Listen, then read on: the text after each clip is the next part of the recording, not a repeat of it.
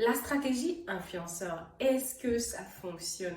Aujourd'hui, nous allons voir le cas d'un entrepreneur français qui a perdu 400 000 euros en utilisant une stratégie influenceur pour lancer sa marque.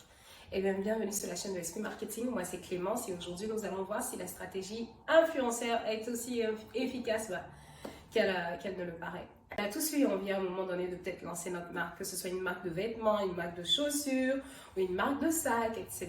Donc on a tous eu cette envie-là parce que qui dit marque dit occasion d'imposer son style, d'imposer son goût et tout. Donc on a là un entrepreneur français qui décide de lancer sa marque et d'investir. Il a investi environ 400 000 euros pour le faire. Donc un an après avoir mûri l'idée, avoir essayé de trouver des fournisseurs, de créer, conceptualiser ses t-shirts, ses casquettes et ses pulls, il a pu en fait lancer son projet.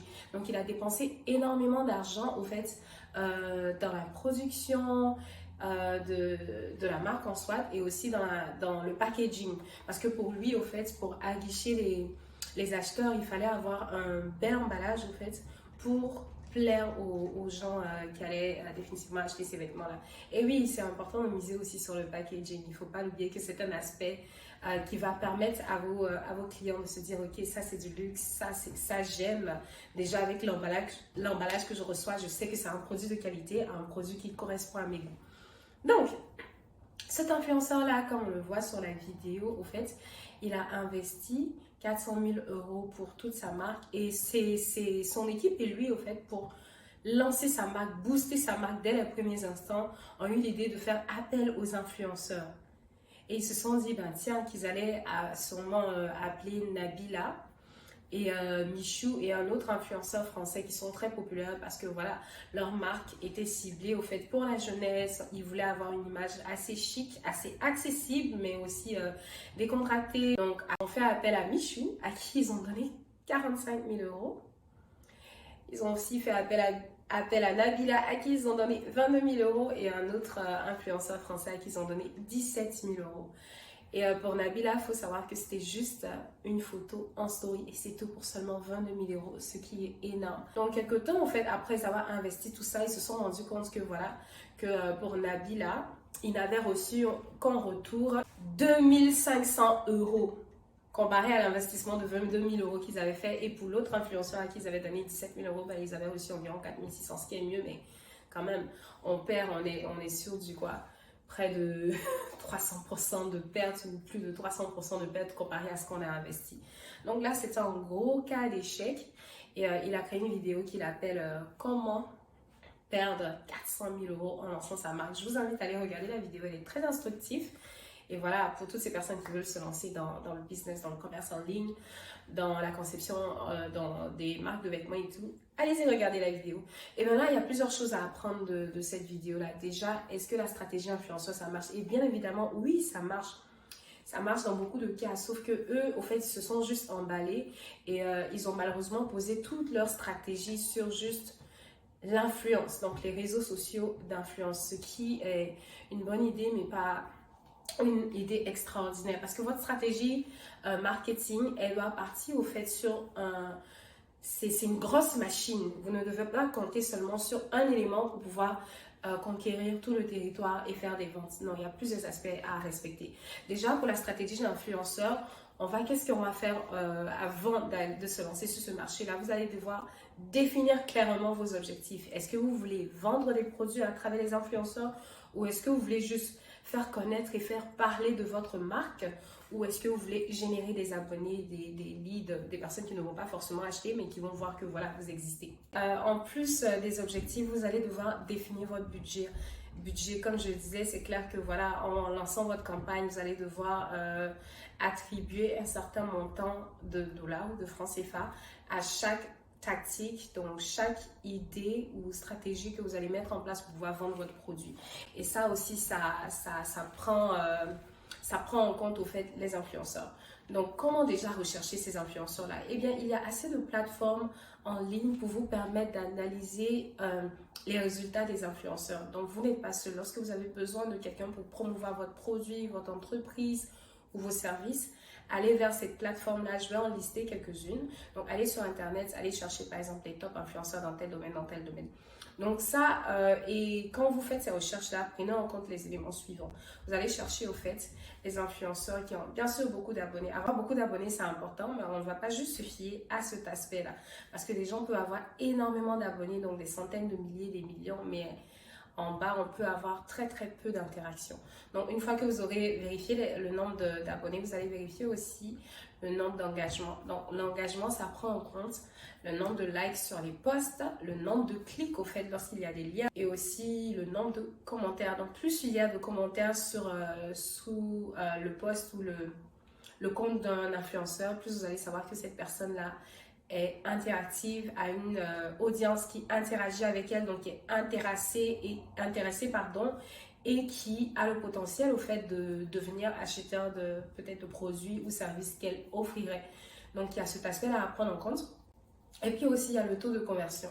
Donc quand vous allez approcher les influenceurs, vous allez leur demander, ok, en plus de vos abonnés, c'est quoi le taux de clic? Quel est votre taux de conversion, combien de commentaires vous avez en général. Donc tout cela va déterminer au fait l'efficacité de la personne en question. Donc vous allez leur demander ça et vous allez leur demander si ce sont des influenceurs qui ont eu des campagnes précédentes avec d'autres entreprises, vous allez leur demander leur taux de vente. Est-ce que les compagnies avec lesquelles ils ont fait affaire ont pu traquer au fait le nombre de ventes que ces dernières ont apporté. Donc tout ça, ça va être nécessaire avant de vous lancer en affaires avec un influenceur parce que vous ne voulez pas investir des millions de francs CFA ou des milliers de dollars et vous retrouvez à perdre gros. Donc, vous allez vraiment faire une analyse assez poussée. On ne va pas juste prendre les gens par affinité ou parce que voilà, vous aimez ce qu'ils font, vous avez vu ce qu'ils font. Non, il y a plus que ça.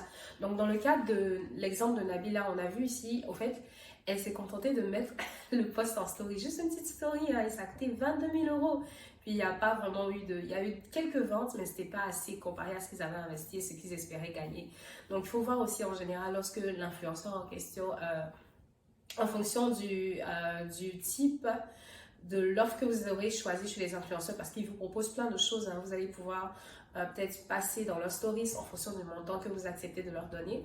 Vous allez pouvoir peut-être avoir un post sur la plateforme, peut-être avoir un post qui va rester épinglé en haut, ou bien avoir une vidéo. Donc, c'est plusieurs offres qu'ils vont vous proposer, lesquelles vous allez devoir choisir. Donc, il faut voir. C'est clair qu'avoir une vidéo qui explique ce que vous faites et pourquoi la personne, au fait, choisit de promouvoir vos produits et votre marque sera plus efficace que juste une petite story rapide que, je ne sais pas, 1000 personnes ou 20 personnes auront vu et sur lesquelles ces personnes-là ne se sont pas arrêtées. Donc, c'est plus intéressant d'avoir des vidéos explicatives au fait de vos produits et services. Donc, vous allez regarder les offres et vraiment essayer de parler dans les détails avec cette personne-là.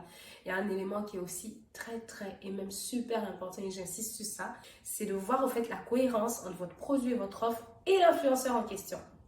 Donc là, si on a un influenceur qui parle de gossip, qui parle toujours des nouvelles ici et là, vous n'allez pas aller donner, si vous êtes une entreprise qui fabrique des produits orthopédiques ou bien médicaux, vous n'allez pas dire à cet influenceur-là de faire la promo de votre marque. Non. Ici, oui, on va dire que, ok, Nabila ou Michou, désolé, auraient été les personnes appropriées pour faire la promotion d'une marque. Avec l'image de marque de Nabila, on sait que Nabila, c'est une femme qui aime les choses sexy, qui aime les trucs de luxe, qui aime les trucs un peu provocateurs, je vais dire.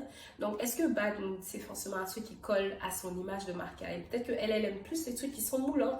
Donc, si elle faisait la promo, je sais pas, des vêtements ou de choses qui promouvaient, je sais pas, qui faisait la promotion, pardon, de trucs moulants, ça allait plus marcher. Donc, il faut voir ça. Est-ce que l'influenceur que vous choisissez est une personne qui a l'habitude de consommer, d'utiliser, ou même de promouvoir les produits, le type de produits que vous avez. Il faut faire très attention à cet aspect-là. Vous voyez, un bon exemple de collaboration, bon, c'est vrai qu'ici on parle de célébrité, mais on a Nike qui fait les chaussures, qui a fait plusieurs chaussures pour cet aspect-là. Vous voyez, un bon exemple de collaboration, bon, c'est vrai qu'ici on parle de célébrité, mais on a Nike qui fait les chaussures, qui a fait plusieurs chaussures pour cet aspect-là. Vous voyez, Serena Williams, avec qui ont obtenu un grand succès, parce qu'on sait que Nike c'est le sport, Serena, voilà, c'est la duchesse, la reine du tennis. Donc voilà, c'est une image qui cadre super bien.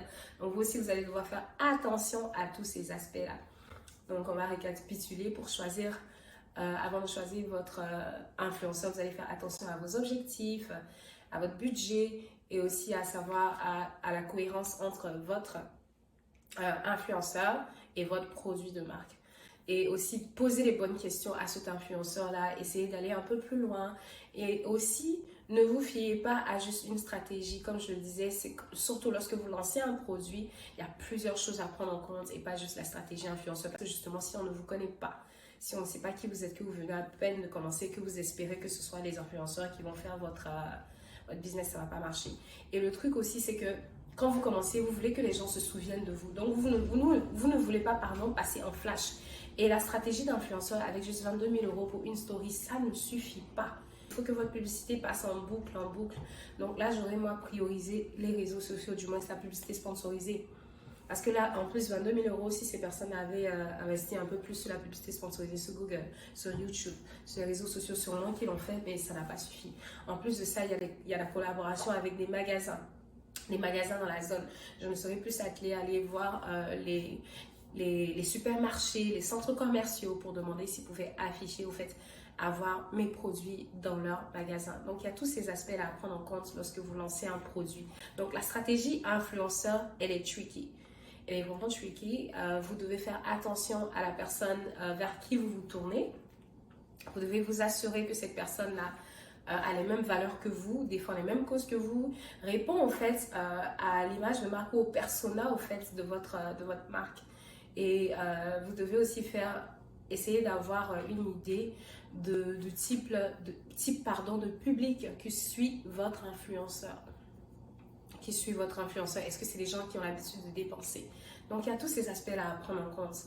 Et encore une fois, ne vous attendez pas à investir des milliers de dollars de francs CFA ou n'importe quoi et à avoir le double par un coup de magie avec un influenceur. Donc, moi, j'aime bien l'exemple, ce que font les influenceurs et les humoristes ivoiriens. Donc, lorsqu'ils vont faire des vidéos, ils ne vont pas juste s'asseoir là et dire « Hey, j'ai testé tel produit, ça a marché ». Non, ils vont incorporer au fait les produits de marque ou bien les magasins, les stores dans leurs vidéos humoristiques. Fait qu'on ne se rend pas forcément compte du fait que ce soit de la publicité. Non, en marketing, on appelle ça du placement de produits et ça passe super fluide, ça marche à tous les coups au fait. On se dit, ah tiens, souvent quand les influenceurs décident d'aller, quand ces humoristes décident d'aller faire des vidéos dans des restaurants, dans des glaciers, dans des bars, n'importe où, mais on se dit, ah tiens, ok, j'ai vu l'intérieur de ce restaurant-là, donc sûrement que je vais aller les tester.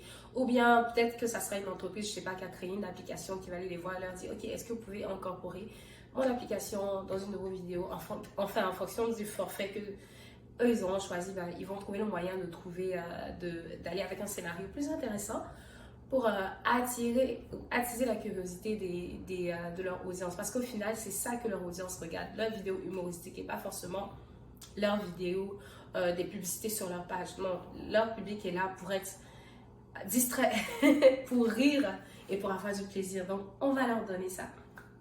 Et l'autre aspect aussi que j'aime bien, c'est les influenceurs style de vie et tout. Donc, on voit souvent des personnes qui parlent d'entretien de cheveux, des personnes qui parlent de cuisine, des personnes qui parlent d'entretien de la peau, des personnes qui parlent d'un milliard de choses. Et ça, ce sont des influenceurs qui vont se faire approcher par des marques de produits cosmétiques, par exemple, et qui vont faire plein de choses. La stratégie influenceur pourra marcher tant et aussi longtemps que vous avez vous-même, par avant, déterminé et créer une stratégie assez forte, que vous ayez fait une bonne étude de marché et que vous ayez intégré en plus des influenceurs plusieurs autres tactiques et stratégies qui vous permettront d'aller de l'avant. Et à la télévision, je me dis, ok, tu as investi 400 000 euros dans cette stratégie-là, mais sûrement que, ou 22 000 euros, je ne sais plus combien, il aurait eu peut-être, il aurait pu investir dans une pub à la télé, qui sait. Je pense que ça aurait mieux fonctionné même que d'utiliser une stratégie influenceur. Parce que justement, c'est ça, c'est très difficile pour nous la plupart du temps lorsqu'on regarde une vidéo, se dire, oh tiens, j'achète direct. On va se dire, ok, plus tard. Parce que lorsqu'on vient sur les réseaux sociaux, c'est pas forcément pour acheter tout de suite, surtout lorsqu'on veut juste regarder la vie de nos starlets, de nos influenceurs préférés. Donc, la stratégie influenceur, encore une fois, c'est une stratégie qui peut marcher. Donc, n'hésitez pas à le faire. Eh bien, je vais chercher pour vous la liste des logiciels et des sites internet qui vous donnent la liste des influenceurs et de leur type d'engagement et de leur portée, au fait, par domaine. Je pense que ça va beaucoup vous aider dans votre domaine. Et n'hésitez pas à regarder notre prochaine vidéo qui est le type d'influenceur, qui donne la liste des différents types d'influenceurs que l'on a. Donc, c'est une vidéo, je suis sûre, qui va vous permettre d'avoir une idée de ce que vous voulez pour votre entreprise ou votre business lorsque vous aurez envie de faire appel à des influenceurs. Donc, merci de rester jusque-là. Si vous avez regardé la vidéo jusqu'à ce point-là, je vous invite à écrire en commentaire stratégie influenceur. On se dit à très bientôt sur Esprit Marketing. C'était Clémence. À bientôt.